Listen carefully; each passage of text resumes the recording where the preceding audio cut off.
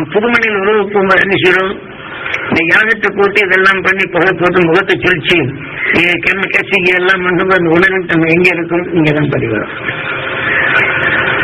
ஆனா இப்ப நம்ம இந்த உணர்வின் தன்மை தெளிவாகும் உணர்வு உங்களுக்குள் வரும்போது தெரிந்து கொள்ளும் அறிவும் தெளிவான வாழ்க்கையை வாழக்கூடிய அந்த மனபலம் கிடைக்கக்கூடிய பதிவாக்கணும். இது புதுமனை விழாக்களில் இத்தகைய உண்மையின் உடலும் இந்த உணர்வு பதிவாகவும் நம்முடைய இயக்கங்களும் நாம் அறிந்து கொள்வதற்கு இது பரிவிரிக்காது. அதனால இதை போல பரசுராம் என்ற நிலை வருது. நம்ம உடல் அனுஷம் நஞ்சை மனமாக மாற்றும். நஞ்சென்று தெரிந்து கொண்டு நம்ம உறுப்புகள் ஏன்னா இதெல்லாம் வடிகட்டி கல்லீரலிருந்து மண்ணிலிருந்து எல்லா உறுப்புகளும் மாற்றிட்டு வருது.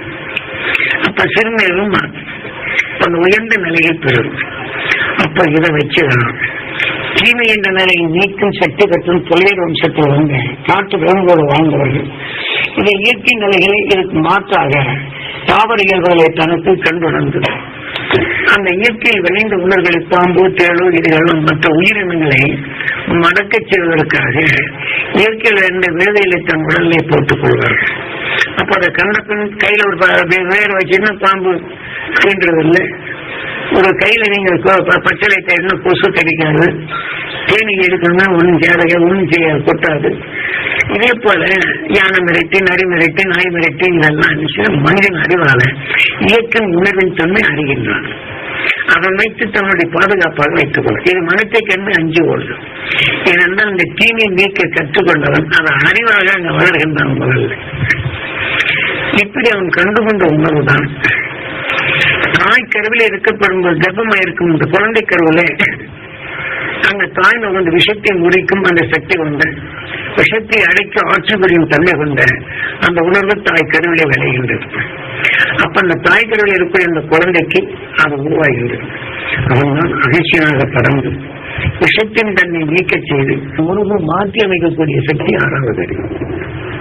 இங்கே உணர்வின் இயக்கங்கள் வரப்போது கடவுள் அவதாரத்தில் பரசுராம் என்ற நிலை வருகின்றது. சமப்படுத்தும் எண்ணங்கள் வருது. சமப்படுத்தும் எண்ணங்கள் வந்தாலும் ஒரு நோயாளியை நல்ல மனிதன் பார்த்தான் என்றால் அந்த வேதனை கொடுத்த இயக்கம் ஈகை என்ற பண்பு பறிவு கொண்ட நிலைகள் அவனுக்கு சமப்படுத்த அந்த உணர்வு நுகர்ந்து அறிகின்றான். அப்ப நுகர்ந்தறியப்படும் போது அவன் உடலை எப்படி வளர்ச்சியடைந்த இந்த உடலில் நோயாகி உடலை கொடுக்குகின்றதோ அவன் சந்தர்ப்பம். நாம சந்தர்ப்பம் நோயாளி நாம் பார்த்தப்ப அந்த உணர்வு நம்ம உடலுக்குள் வந்த உடனே அது மாறி நம்ம உடலில் நோயாக மாறிடும். ஆனால் அவனுக்கு சமப்படுத்துறோம், இது நம்ம உடல்ல வந்துடும். அப்ப நாமும் மீண்டும் என்ன செய்து நான் கடவுள் அவதாரத்திற்கு பரசுராமனுக்கு சீதாராமனுக்கு சண்டை வந்தது.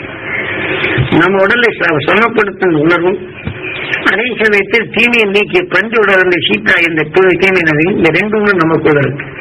அப்ப ரெண்டு பேருக்கும் சண்டை போட போகும்போது விஷத்தின் தன்மை தோய்ந்தது வந்துவிட்டால் இன்னொரு உடல் வரும் தன்மை வருகின்றது. இந்த தீமையை நீக்கிய இந்த உணர்வின் தன்மை பஞ்சு உடலை பெற்றது.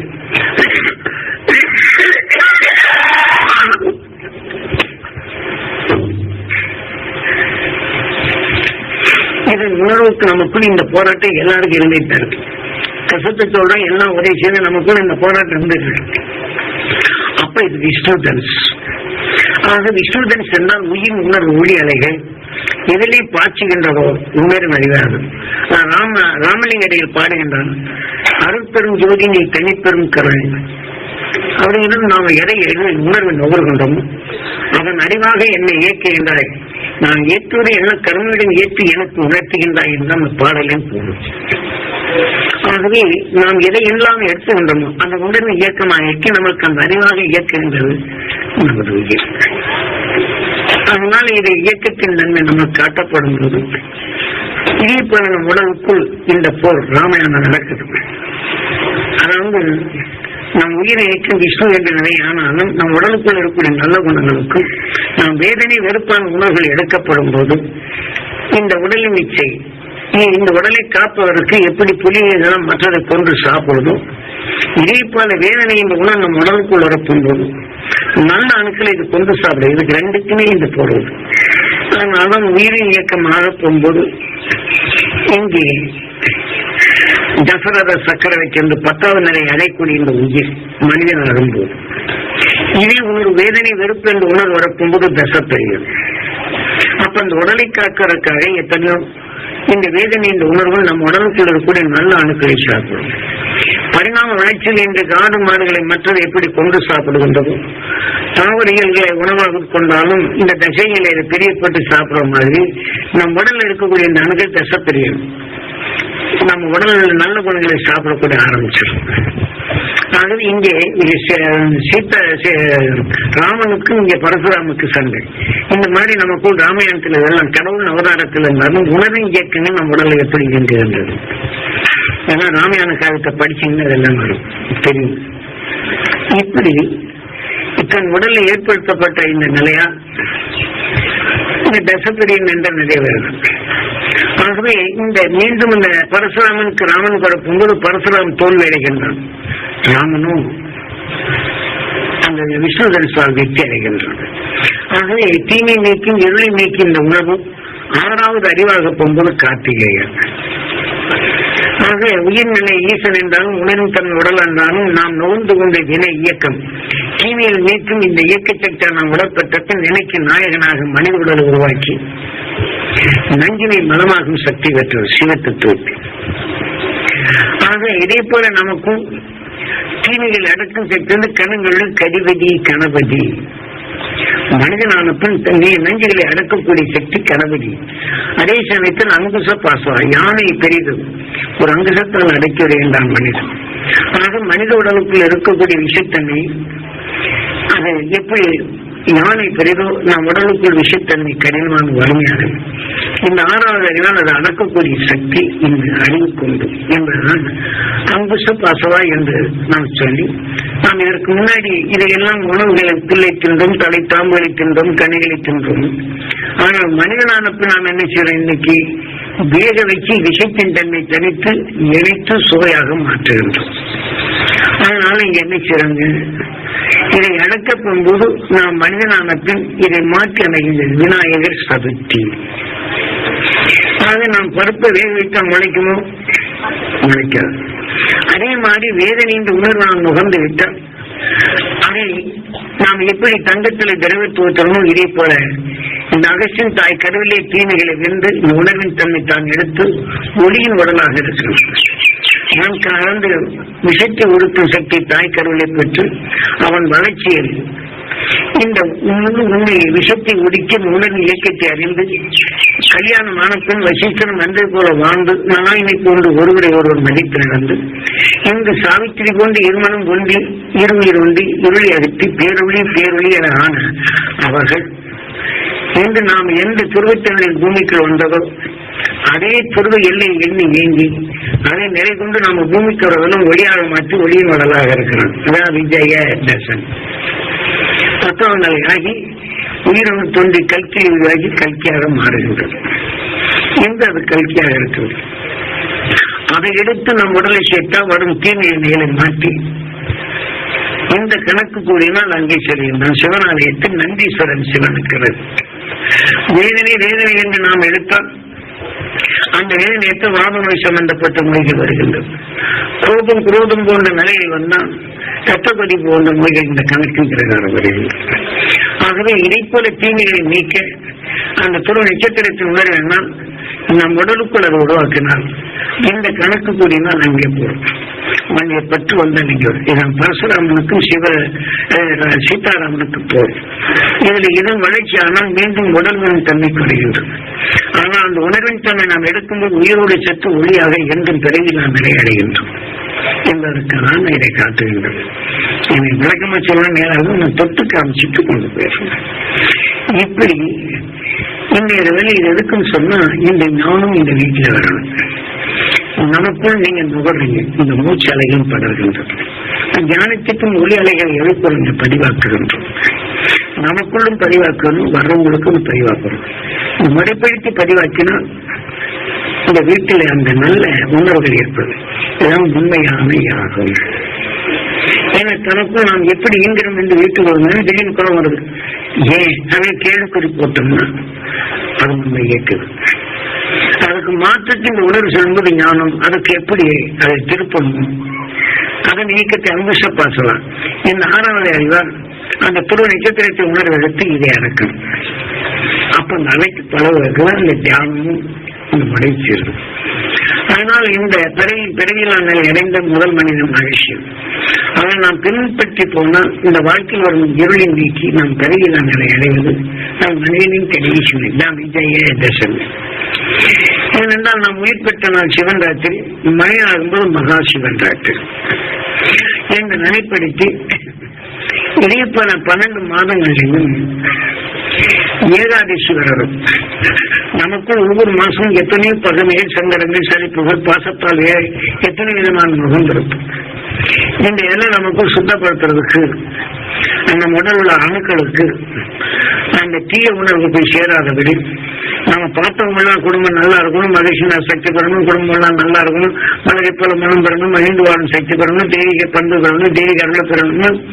நாம் அன்னைக்கு பூராமே காலை 4 மணிலிருந்து அன்னைக்கு முழுதுக்கும் நம்ம கெட்ட அணுகளுக்கு உண்மையில் போய் சேராது, கெட்ட அணுக்கள் வளராது. மனசுக்கு வர சுத்தப்படுத்துறது. அதே மாதிரி ஒவ்வொரு நாளும் நாம் முதல்ல கொஞ்சம் சேர்த்துக்கிறோம், தெரிஞ்சுக்கிறோம். அதுக்காண்டி விநாயகர் என்ன செய்யறாங்க, வடமேற்க வச்சு இங்க கீழே வச்சிடறோம்.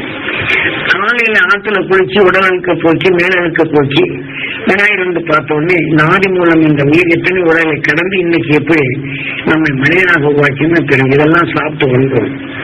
இந்த உண்மையை அகேஷன் அறிந்தான், புறத்தின் ஆற்றல் அறிந்தான்.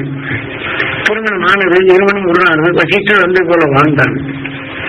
இருவையும் உண்டி இருவரும் உண்டி இந்த ஒளியின் உடலாக இந்த துருவ நட்சத்திரமாக இருக்கு.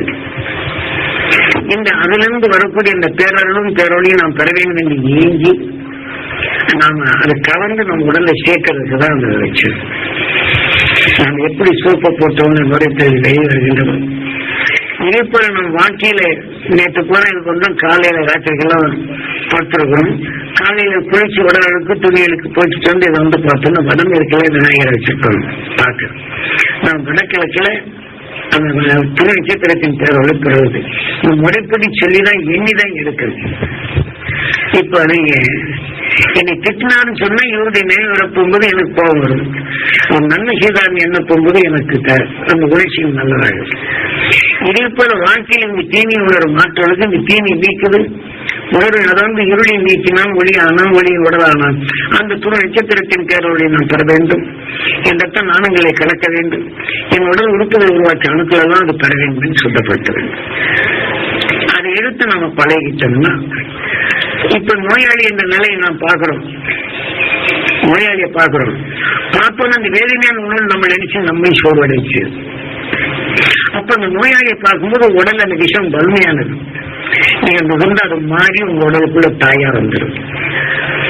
அப்ப நீங்க தங்கத்துல எப்படி திரவத்தை ஊத்துறோம் அதை யாரைய மாத்துறீங்களோ அடுத்த நிமிஷம் இதே மாதிரி நோயாளி கண்ட உடனே அந்த நட்சத்திரத்தின் தேர்தல் நான் தரணும்.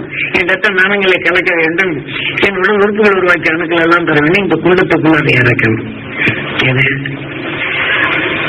இந்த அகினி குண்டத்துக்குள்ள இதை இறக்கி ஆவியாக மாற்றணும் அப்படிங்கிறதுக்கு அதை சொல்றாங்க.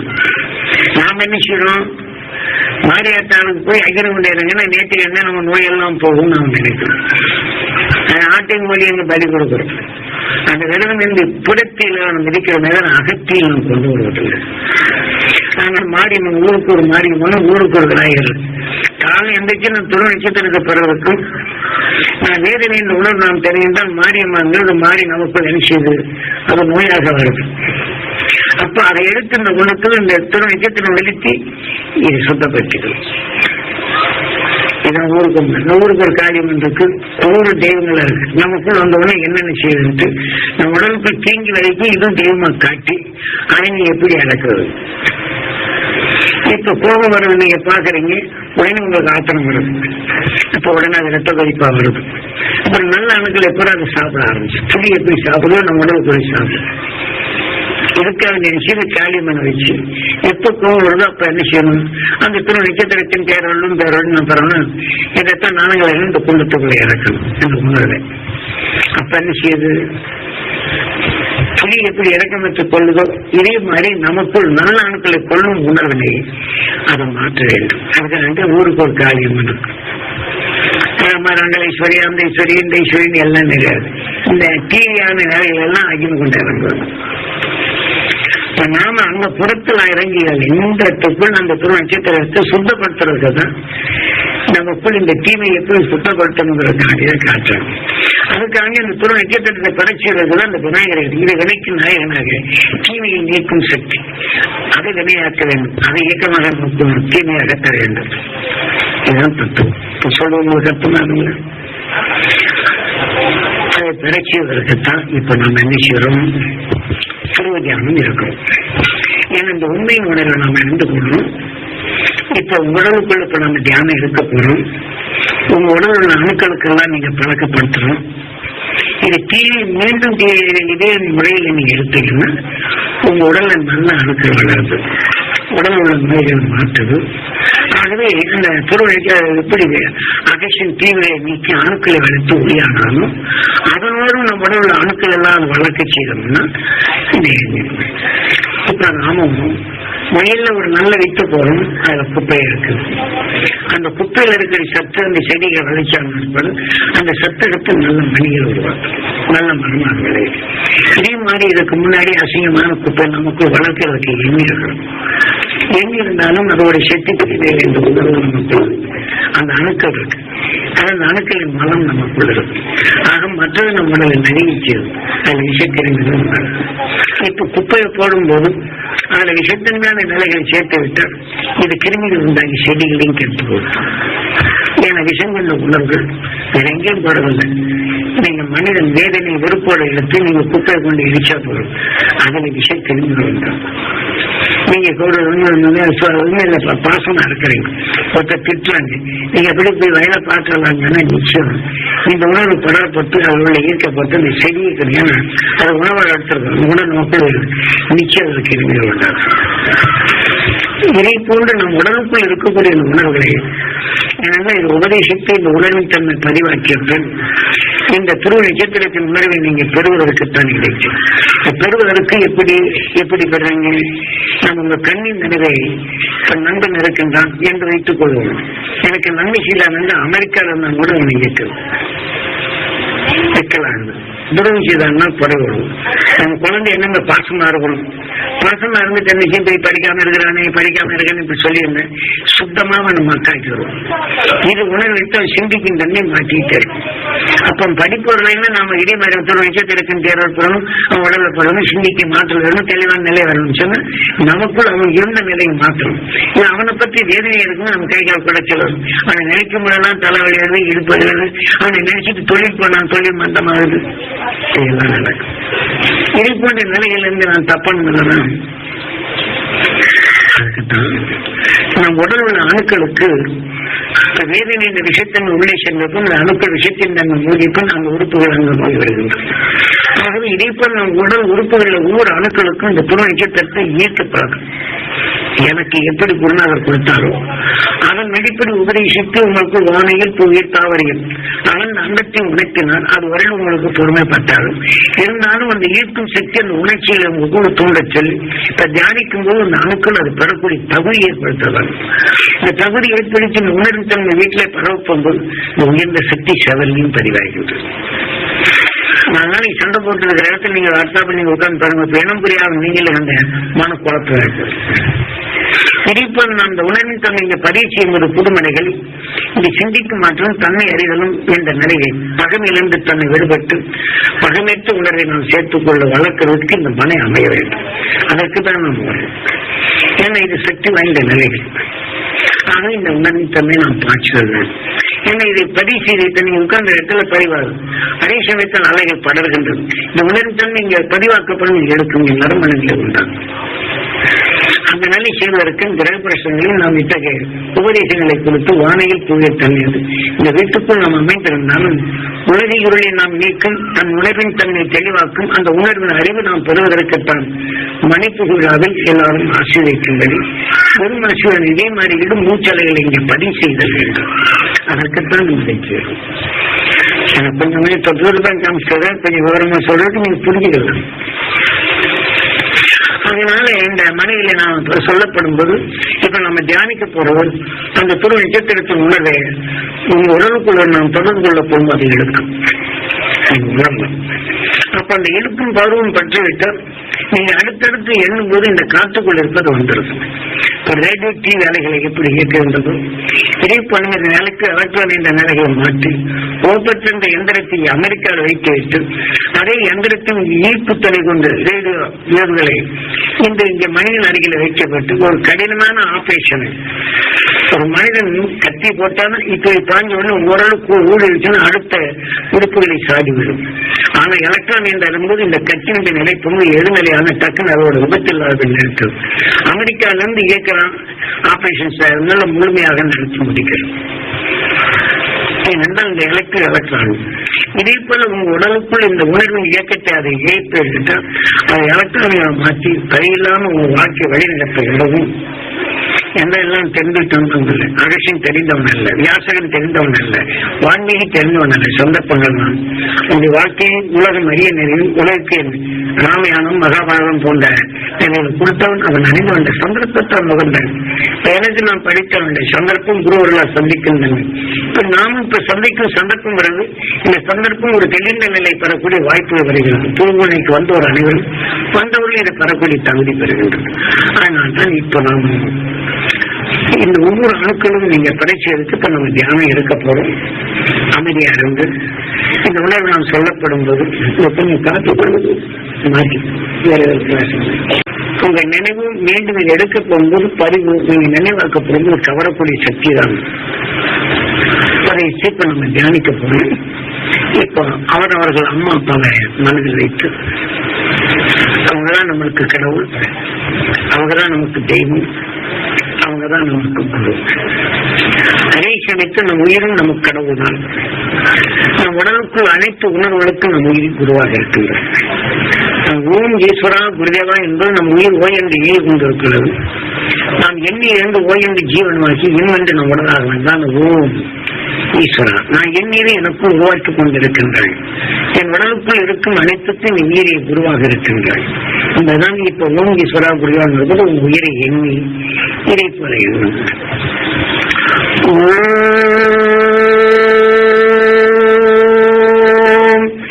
ஈஸ்வரா குருதேவா